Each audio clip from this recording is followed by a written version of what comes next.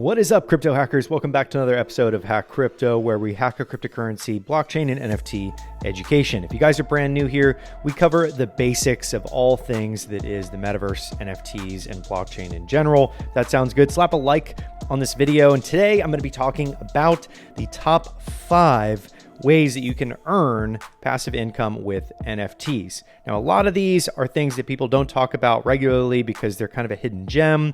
And a lot of them is just because people don't understand or don't even know about these potential abilities to earn income.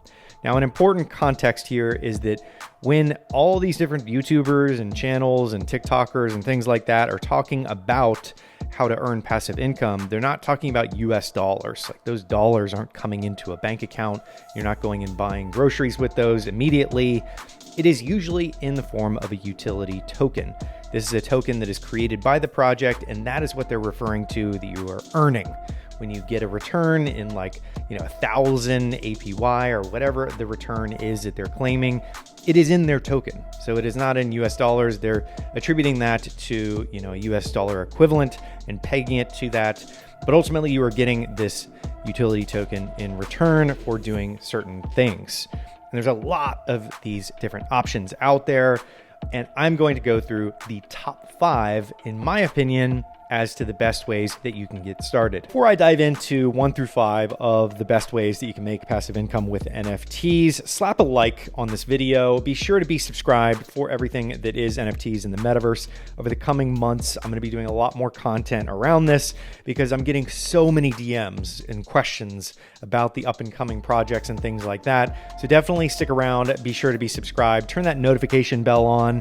And just hitting the like button really helps the channel, get it out to more people. But coming in at number 1 is mint and flip. Now, this is the basic starting point for everybody getting into NFTs, where you find a project that you're interested in, you mint that NFT, you become part of that community, because usually these NFTs are giving you access to like a Discord or a community where you can chat with people. This is the kind of entry point. You see, wow, there's a vibrant community here. Like, for example, Sepducks, when I minted with them, got into the community, I realized, like, holy cow, this is an incredibly vibrant community. People are all talking about awesome ideas. It was funny. Whenever you had like a bad day, you could go into the Discord and say sup, and thousands of people would say sup, sup, sup, sup, sup right back to you. And it was just a really powerful connection that you have. And this is a really great entry point for people to discover communities that they can connect with, share ideas, see what's going on with the project, talk to the founders directly on Discord. And it's just a good example of the basics. You're minting to be part of something, and then you're flipping it or selling it in the future if you want to, and you want to claim and realize some profits. This is the most basic one that you can really learn a lot from communities and just being part of the minting process, learning all of these different distribution curves that happen in the minting process.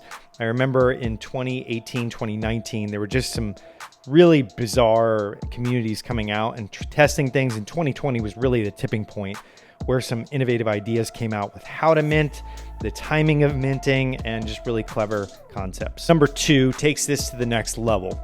After people have minted and usually flipped a couple of these assets and they're getting excited, they're part of these communities, taking this to the next stage is after you have that NFT in your custody, you can stake it. Now, this is available for quite a few projects, and the pioneer in this, in my opinion, and others would probably agree with me here, was CyberKongs.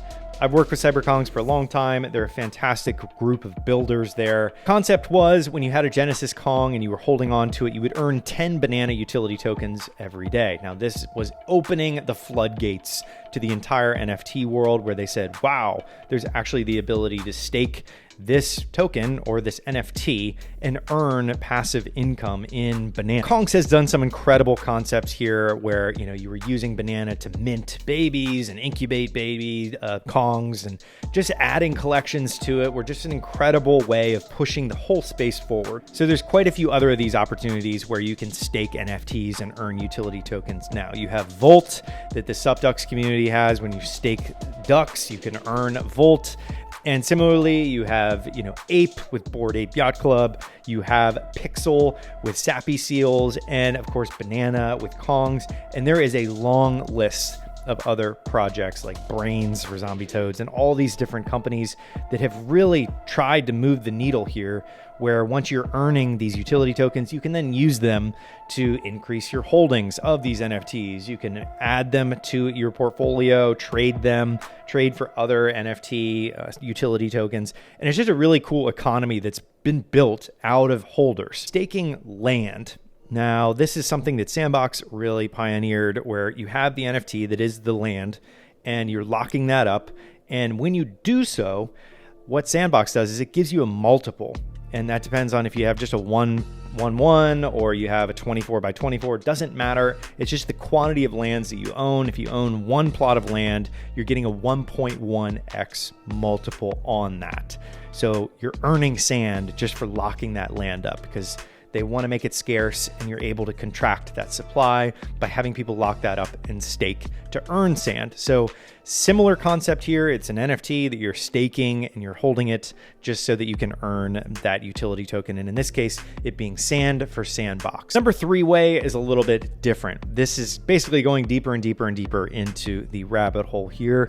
But the next one is renting out NFTs as a way to get some passive income. The renting of NFTs has really been pioneered by NFTFi and Rent NFT. These two projects I've been following very closely. I've met the team there, and they are doing some really incredible things, because this was like my world in peer-to-peer lending. My previous company that I exited to the founder of PayPal, I loved peer-to-peer lending. It became kind of peer-to-bank pretty quickly. But this is an exciting space because these are marketplaces. These are where people can go list their NFT that, let's say it's an in-game asset. People can go there and borrow it, use it. And also you have the ability to rent it, and you could get access to certain NFT communities. You could learn certain things and just become part of a community without having to pay 6 figures to get into a Bored Ape Yacht Club community or get into, a Cyberkongs community. One of these different big blue chip communities, you could rent that NFT and get access to it. So it lowers the barrier to entry for a lot of people. And on the other side of it, the owners of these NFTs are earning a return on it.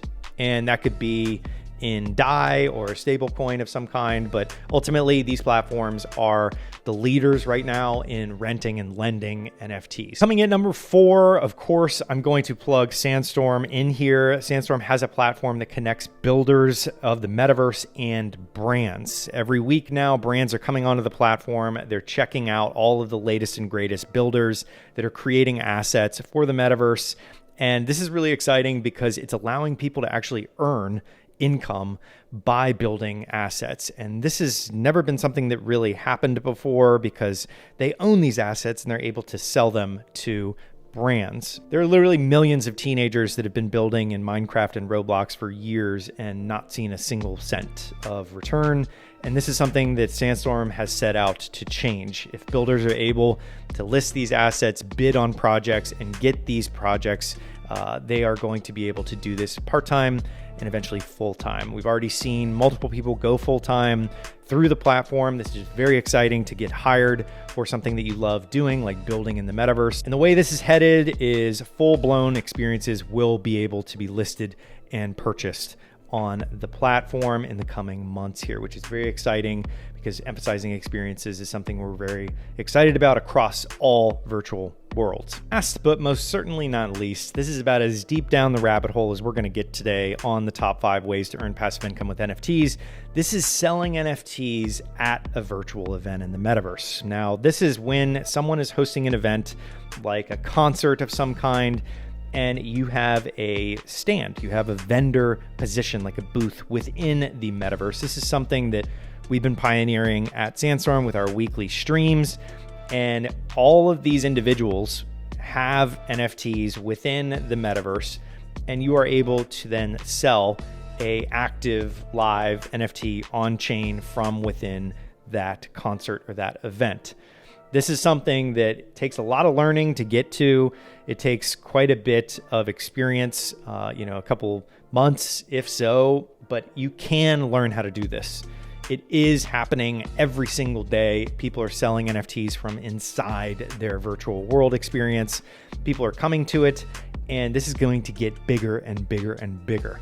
This is going to be 100 times the size that it is today over the next couple of years here, because people are going to be able to sell any sort of virtual goods at events in real time. So you're able to just purchase it right there, and it's owned by the seller and it's owned directly by the buyer immediately, all on chain. Highly recommend people research, because it's going to get bigger. The e-commerce side of the metaverse is very new, and people are just now getting used to the fashion side of things with wearables, where I can go and buy a shirt from a kiosk within the metaverse, put it on my avatar, and wear that around. It's going to be huge. That is it for my overview. I hope you guys like these 5 ways. There's a lot to learn here. Definitely click the link in the description to learn more about all these different ways that I talked about. Be subscribed, slap that like button. It helps get this video out to more. If you know someone interested in going full-time in the metaverse or just in NFTs in general, share this video with them. It will help them, give them a little bit of a guidance. And there are more ways to clarify.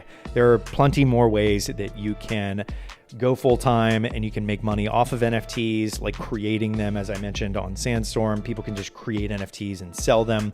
But ultimately, you want to be able to generate income long-term, and that is what this video was all about. So slap a like. I will see you guys on the next episode here on Hack Crypto.